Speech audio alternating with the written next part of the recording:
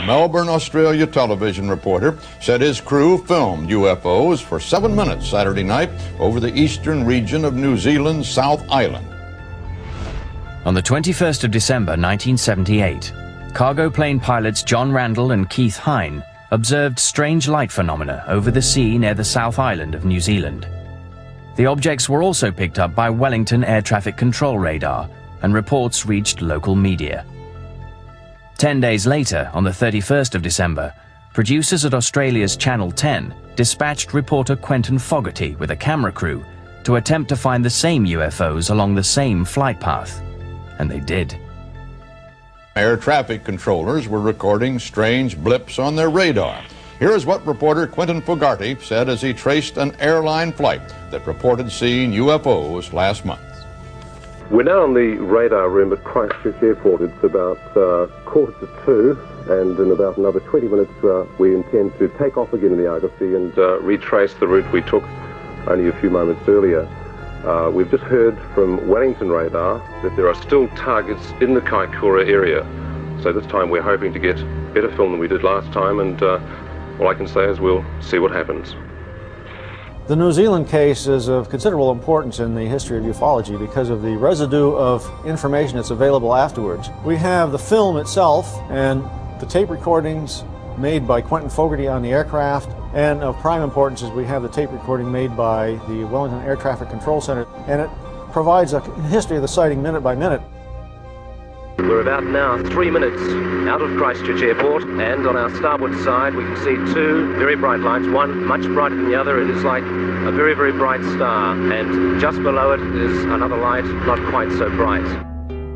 Just before midnight, Fogarty went airborne with cargo pilot Bill Startup.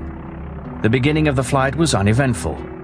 Then at 12:05, Fogarty and the crew saw strange lights and objects coming towards them from the right side of the plane. Fogarty turned on his camera and they began filming. Those two lights appear to be travelling with us. They're still off the starboard wing. The brighter light is still above the other, and it's moved a little further ahead of the other. It was extremely bright, much brighter than any of the other stars in the sky.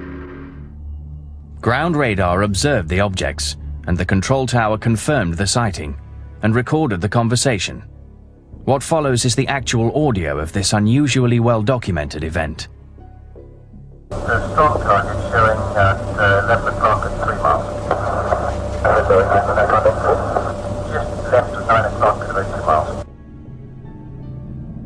Captain Startup said that the object or target was initially ahead of him, then travelled at an unbelievable speed past his left side. He quickly banked the plane left in an attempt to make visual contact. From the ground, Wellington Air Traffic radioed a chilling message to the captain. They had picked up yet another target on his left side, and this one was closing in on the plane.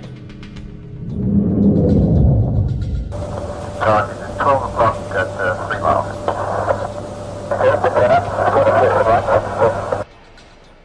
I'm now looking over towards the right of the aircraft, and we have an object confirmed by Wellington radar. It's been following us for quite a while.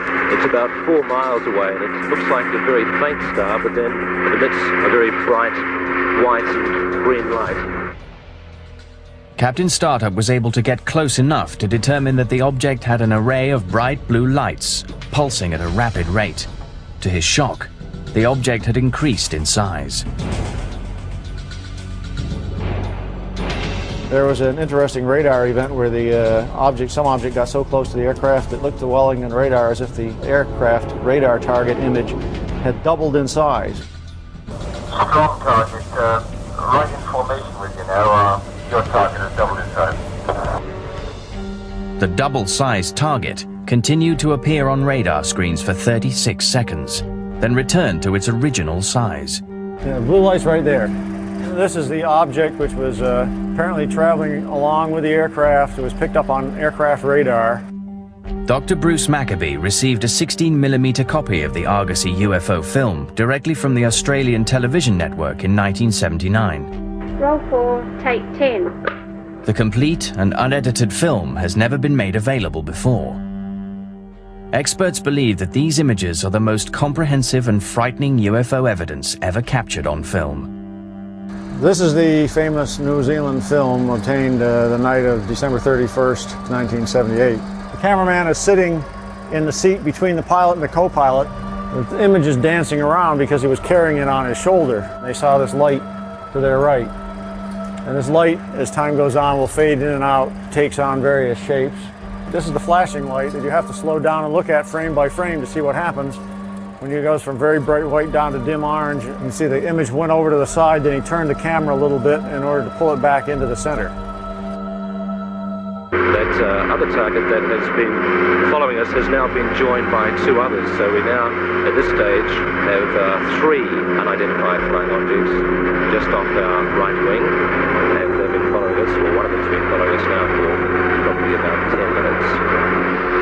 I, for one, am hoping really that we've seen enough tonight and the rest of our journey back to Blenheim will be uneventful. I think I've just about had enough of UFOs for one night.